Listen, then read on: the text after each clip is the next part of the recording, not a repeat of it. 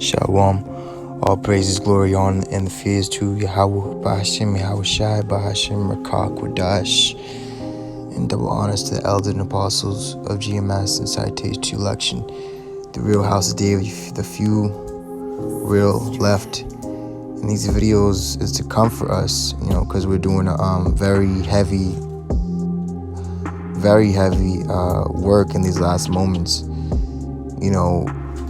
It was easy to be in this truth and claim your heritage and prophesy, but now that we're in the times of adversity and we're coming in time of the power of darkness, in the hour of darkness, the hour of temptation coming upon the earth, especially upon our nation, you so-called Negroes and Americans, Latinos and the Israelites that may look like a different complexion or from a different area, but they're Israelites as well, the Gentiles. We're in the time now where this is some very heavy lifting that needs to be done, and only the spiritually strong and mighty are going to be able to carry the load and basically get through the finish line. This is Luke 11 and verse 45. Then answered one of the lawyers and said unto him, Master, thus saying, thou reproachest us also. So it wasn't even just the disciples that called Yahushua Master. It was even the hypocrites, the fake ones, the lawyers, the Pharisees, the wicked of our nation that had these high places. They didn't want to humble themselves under the mighty hand of the Most High for the Lord to lift them up. Rather, they just be destroyed. Because what happens when pride comes, then comes a fall. And that's what's going to happen to a lot of these guys in this truth now, in this time now too. History is repeating itself, but the point they're trying to make is that even they called Yahushua Master. You see, so we serve a great power, man. We serve a great power. Because there's only one power. It says Luke 11:46, and he said, Woe unto you also, ye lawyers, for ye laid men with burdens grievous to be borne, and ye yourselves touch not the burdens with one of your fingers. So what the Lord is saying here is they tell men to do so much, but when it comes down to them doing something, they won't even touch it with one of their fingers, man. You see? But then they want all the credit for it. I did everything. Look at me. You see? And the Lord hates that, man. That's why I said, woe to them. Woe unto you, for ye build the sepulchres of the prophets, and your fathers killed them. Truly ye bear witness that ye allow the deeds of your fathers, for they indeed killed them, and ye build their sepulchres. So that's the action of a lot of guys within this truth. They really murder the prophets. They outcast those that are really in the spirit, while they welcome dudes out in the flesh, like them. Psalms 128:1. Blessed is every one that feareth the Lord, that walketh in his ways, not man's ways, but the Lord's ways, which that path is narrow, which only one man can enter in at once. Very straight, very difficult. But with the Lord all things are possible. It says, for thou shalt eat the labor of thine hands, happy shalt thou be, and it shall be well with thee. You see that? So it's going to be well with the Lord's elect, with his true servants that serve him day and night, through good and bad, through dark times and light times.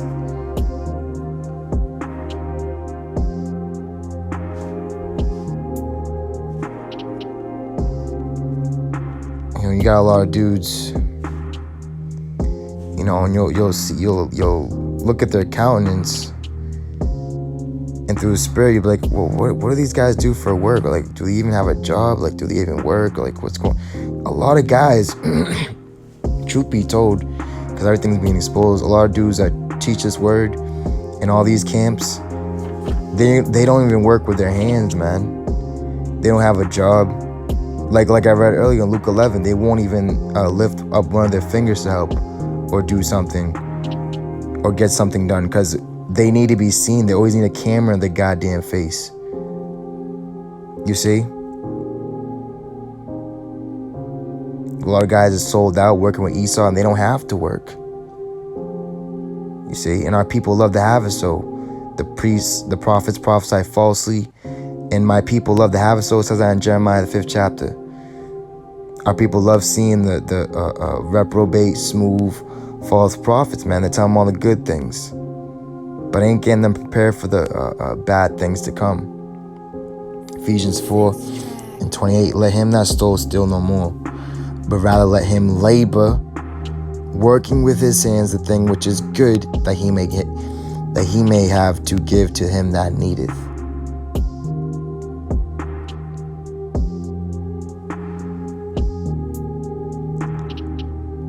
John 8:45, and because I tell you the truth, ye believe me not, right? And on top of that too, Paul even said in Galatians, the 4th chapter, am I become your enemy because I tell you the truth? What's the truth? Yahushua, which is the spirit of prophecy. And these last prophecies are playing itself out, and a lot of dudes want it to stop. Oh, stop that. You can't. How can you say that? Because evil men understand our judgment, and there's a lot more evil men that there is righteous men, man. And that's facts. Which of you convinceth me of sin? And if I say the truth, why do ye not believe me? He that is of power heareth power's words. Ye therefore hear them not, because ye are not of God. Then answered the Jews and said unto him, say we not well that thou art a Samaritan and hast a devil? So this is what the Jews, right? They were saying this to Yahushua. Same thing they say about us. Oh, we got demons. Oh, he's demonic. He's this. Yahushua answered, I have not a devil, but I honor my Father, and ye do dishonor me. That's what a lot of dudes do. They dishonor the head, being Yahushua, which the Lord said that in Matthew 23.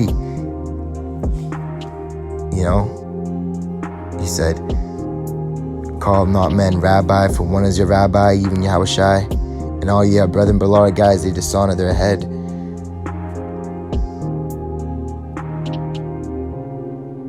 But not really giving the Lord their whole full attention, their undivided attention, and their spirit. You see? Luke 10 and verse 30. You know, let me start at verse 27. And he answering said, thou shalt love the Lord thy power with all thy heart, which your heart is your mind, your thoughts. So whatever you do or say, everything, anything, it always gets filtrated through the Lord, you know? All your steps are, let me get that real quick. Lord orders your steps.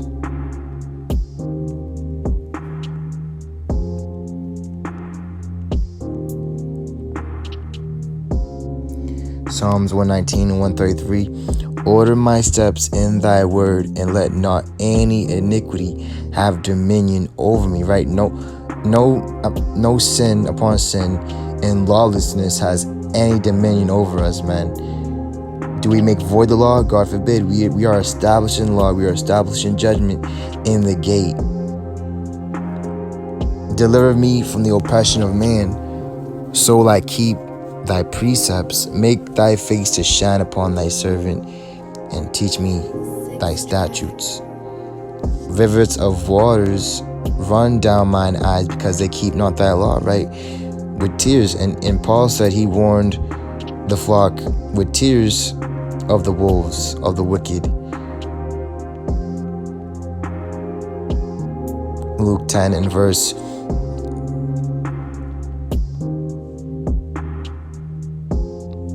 25.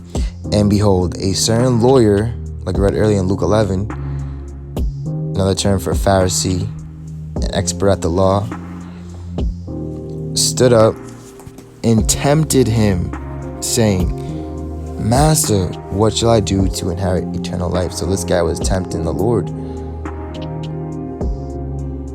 Because here it is, you're you're expert at the law, but you're asking this question. You should know the answer. Just like a lot of you guys in this truth, you should know the answer. Yahushua has the answer, the way, and the life. He said unto him, what is written in the law? Right? A lawyer should know what's in the law, right? How readest thou? And he answering said, thou shalt love the Lord thy God with all thy heart, and with all thy soul, and with all thy strength, and with all thy mind, and thy neighbor as thyself. Because if you wouldn't want something be done to you, you're not going to do it to your neighbor, to your fellow brethren. But this is a mystery that's only given to the meek, the chosen. And he said unto him, thou hast answered right, this do, and thou shalt live. But he, willing to justify himself, said unto Yahushua, and who is my neighbor? And Yahushua answering said, this is one of my favorite parables. A certain man went down from among Jerusalem to Jericho, and fell among thieves, which stripped him of his raiment, and wounded him, and departed, leaving him half dead. And by chance there came down a certain priest that way. So this is a priest, right? He's the law of a priest, the job of a priest is to first give sacrifice for his sins, and then sacrifice and cleanse our nation, our people. And when he saw him, he passed by on the other side. And this is why the Lord came, because he said the greatest act of love is if a man lay down his life for his brother, or sacrifice something. And this is what the Samaritan, like they gave Yahushua that title, oh, you were Samaritan, you're a devil. Which a Samaritan night title back then was basically saying, oh, you were heathen. That's why Yahushua said to his disciples, go not into the ways of the Samaritans, but go rather to the lost sheep of the house of Israel. Make that differentiation. Let's keep reading here. It says, and likewise a Levite, when he was at the place, came and looked on and passed by on the other side. But a certain Samaritan, as he journeyed, came where he was, and when he saw him, he had compassion on him. And he healed him up, he gave him what he needed, and he took care of him. Verse 36, which now of these three thinkest thou was neighbor unto him that fell among thieves? And he said, he that showed him mercy on him, which was a Samaritan. That was his title, but his spirit was what? Being a true brother and a true servant of the Lord. You see? He was really the priest. He was really the Levite. He was really joined to the Lord in the Spirit. Then said Yahushua unto him, go and do thou likewise, you see? And that requires action.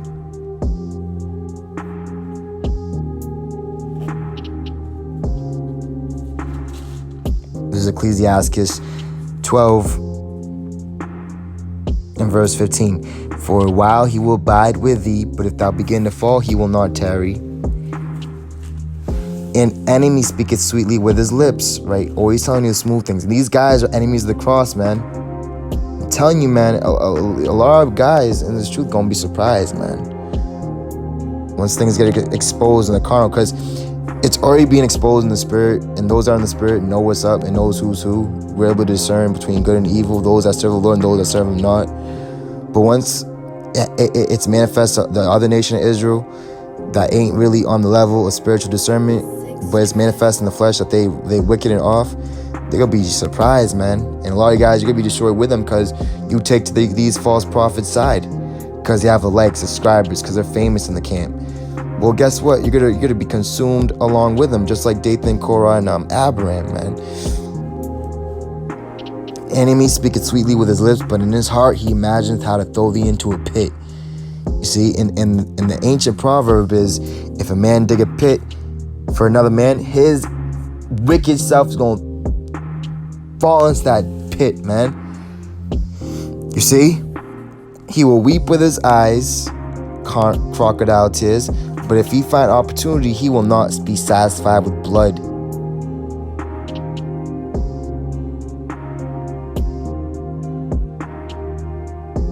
If adversity come upon thee, thou shalt find him there first. And though he pretend to help thee, yet shall he undermine thee. Yeah, and walk on the other side, just like that priest and Levite in that parable. And then after that whole situation, he'll go back to his friends or whatever. Yeah, I helped him. Yeah, I'm all talk, man. When I was in the world, I knew a good amount of people, dudes like that, man. You know, I knew a dude. Well, I don't know if it's so true, because everyone's a liar. But nonetheless, man, just people are full of themselves, man. He will shake his head and clap his hands and whisper much and change his countenance.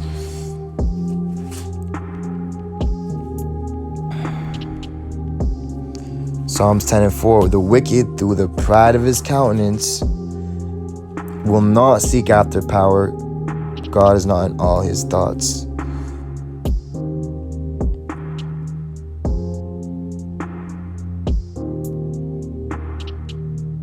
His ways are always grievous. Thy judgments are far above out of his sight, because evil men understand not judgment. As for all his enemies, he puffeth at them, right? Because knowledge puffeth up.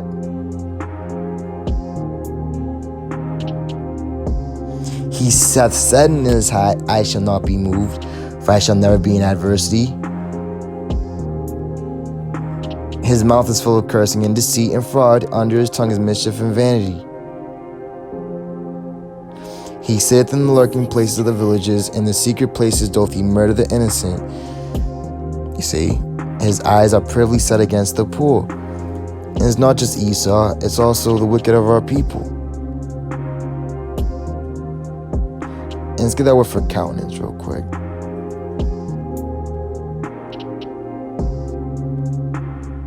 Alright, up.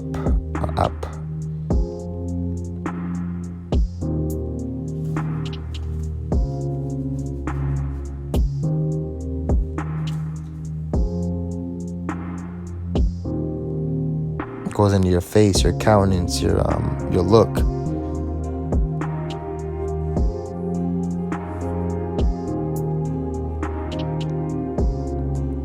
Proverbs 6:17. This is one of the things the Lord hates.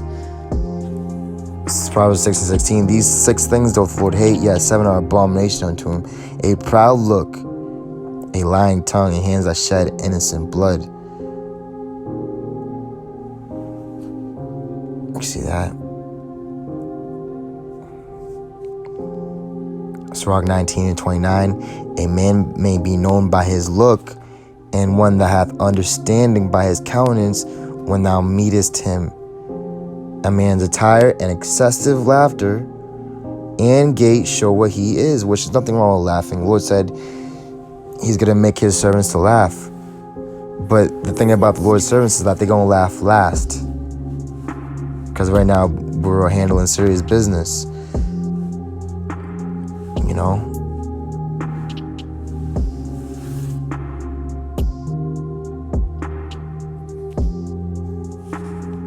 Luke 17 in verse 13. I'm sorry, verse 12. And as he entered into a certain village, there met him 10 men that were lepers, which stood afar off. And they lifted up their voice and said, Yahushua, Master, have mercy on us. And when he saw them, he said unto them, Go, show yourselves unto the priests. And it came to pass that as they went, they were cleansed. And one of them, right, only one,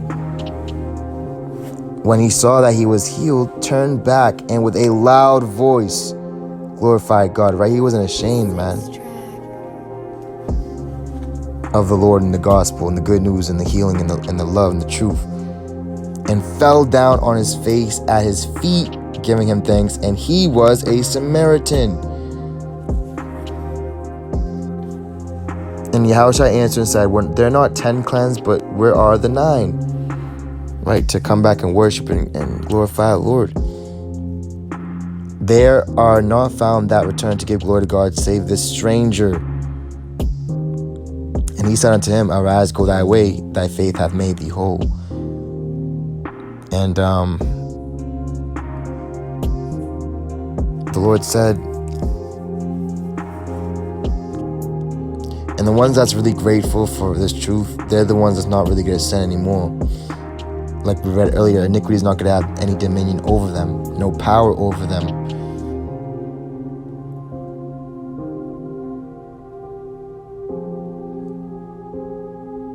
John 5:14. Afterward, Yahushua findeth him in the temple and said unto him, Behold, thou art made whole. Sin no more, lest a worse thing come unto thee.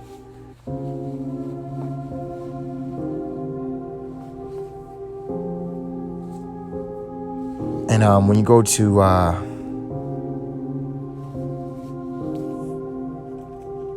John, right? Which we're servants of righteousness. We don't even,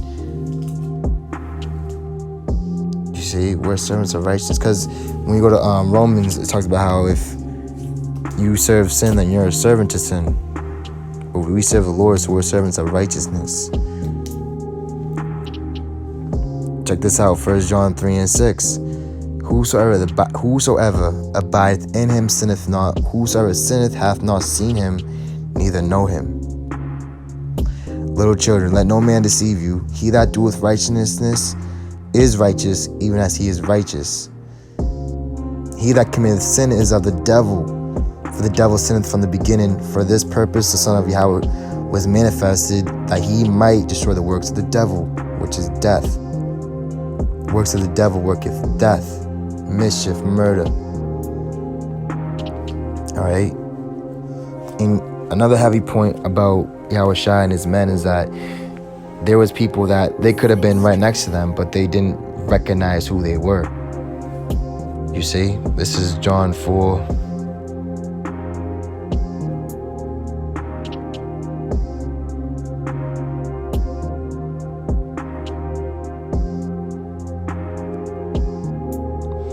And 9, then saith the woman of Samaria unto him, How is it thou, being a Jew, askest drink of me, which am a woman of Samaria? Because when you go into history, you had the Israelites kicked out of Samaria, and you had heathens inhabited a large amount of Samaria. So that's why they didn't have any dealings with Samaria, okay? And kings. You know, and lions came out and mauled them, and they had to bring in a priest to teach them the laws of the land. But they didn't keep the law entirely. They just kept it with all their other different gods and religions. But anyways, for the Jews have no dealings with the Samaritans. Yahushua answered and said unto her, If thou knewest the gift of God, and who it is that saith to thee, Give me to drink, thou wouldst have asked of him, and he would have given thee living water.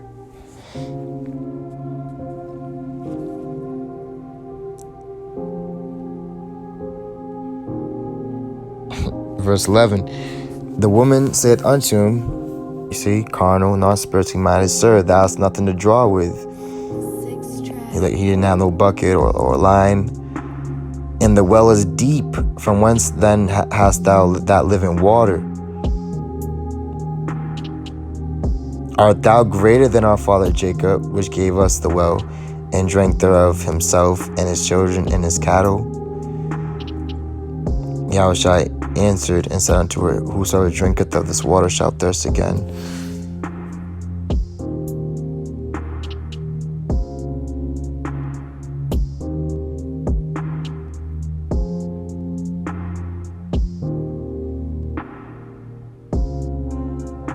I want to jump down the point. Let's go to verse 25. Check this out. It says, the woman saith unto him, I know that Messiah cometh, which is called Hamashiach, right, the anointed, when he is come, he will tell us all things. Yahushua saith unto I that speak unto thee am he. You see that? Wisdom of Solomon 6 and verse 22. As for wisdom, what she is and how she came up, I will tell you. I will not hide mysteries from you, but will seek her out from the beginning of her nativity and bring the knowledge of her into light, and will not pass over the truth. Verse 23. Neither will I go with consuming envy, for such a man shall have no fellowship with wisdom. But the multitude of the wise is the welfare of the world, and a wise king is upholding of the people. So Yahushua is what's upholding his people, his men. Receive therefore instruction through my words, and it shall do you good. You see that? And it's going to do us very good. It's going to increase us in this latter end. But all you murderers and you evil men, you're going to wax worse and worse, and your countenance is failing you, man. It's falling. Genesis 4 and 5. But unto Cain and to his offering he had not respect, and Cain was very wroth, and his countenance fell. And Yahweh said unto Cain, why art thou wroth, and why is thy countenance fallen? You see? Mocking him of his wickedness that was going to be repaid, and that payment's going to be required of this generation here, man, all the way back from then to now.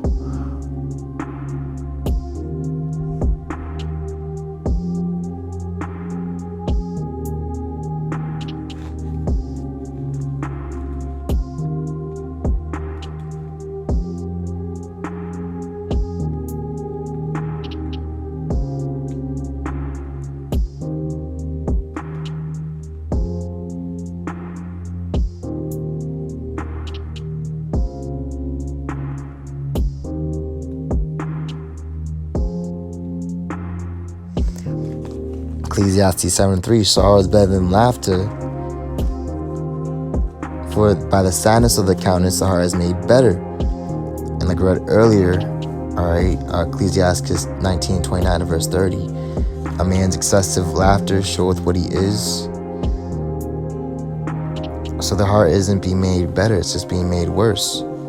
Taking this truth for a joke, taking other men that's serious about their father's business as a joke and hating them.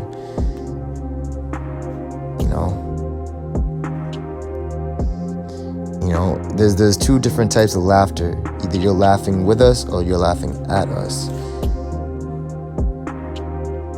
Luke 9 and verse 29. Let me start verse 28. You know what? 27.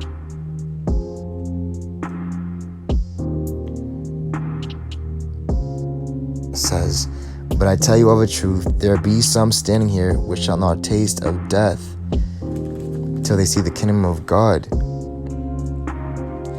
And it came to pass about in 8 days after these sayings, he took Peter and John and James and went up into a mountain to pray. And as he prayed, the fashion of his countenance was altered, and his raiment was white and glistering. You see, so that's what Yahushua was looking like. And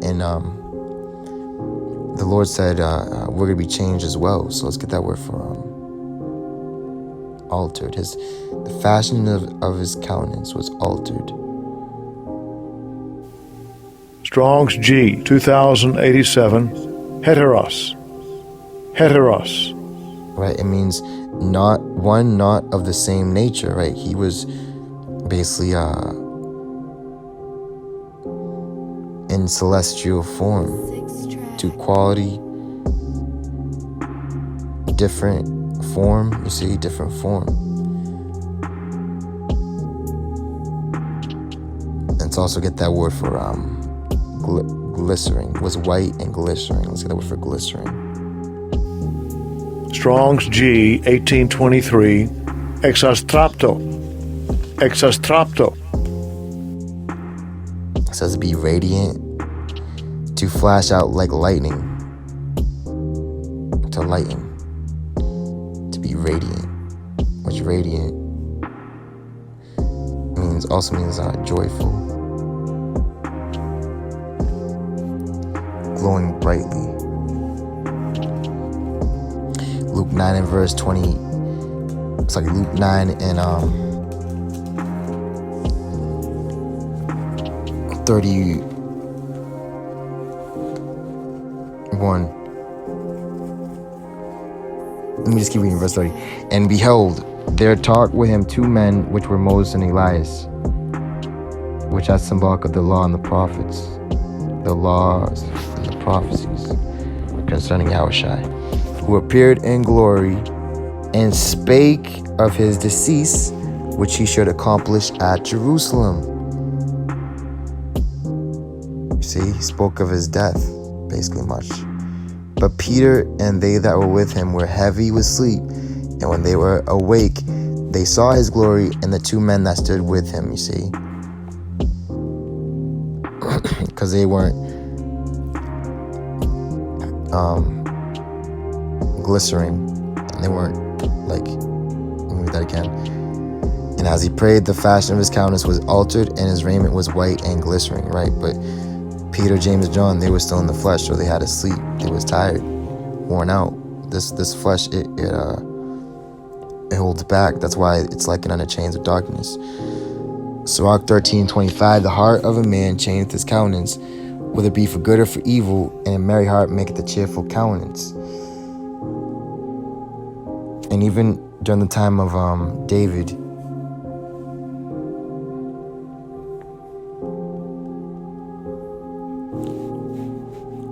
David was hated for his countenance, man.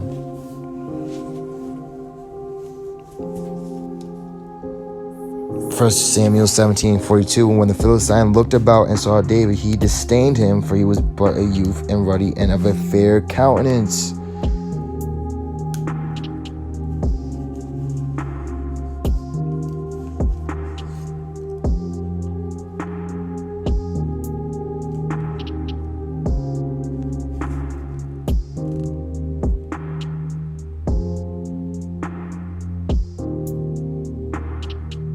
Psalms 89:15. Blessed is the people that know the joyful sound. They shall walk, O Lord, in the light of thy countenance. So we walk in the image, in the light of our Lord. Revelation 1:16. And he had in his right hand 7 stars, which stars they shine. And out of his mouth went a sharp two-edged sword, and his countenance was as the sun shineth in his strength, you see. But yeah, Lord, when you edify, I just want to bring that out. You know, it's always the ones that's never thought of to really glorify and be grateful for this truth.